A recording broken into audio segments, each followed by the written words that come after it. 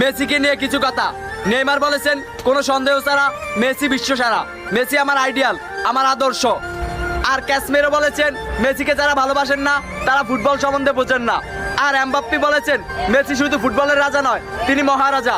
Ellison বেকার তিনি বলেছেন আমি মেসির অনেক বড় ভক্ত। আর কাকা বলেছেন আগামী 10 বছরে 10 জন রোনালদো আসবে, কিন্তু আগামী 10 বছরেও একজন মেসি আসবে না।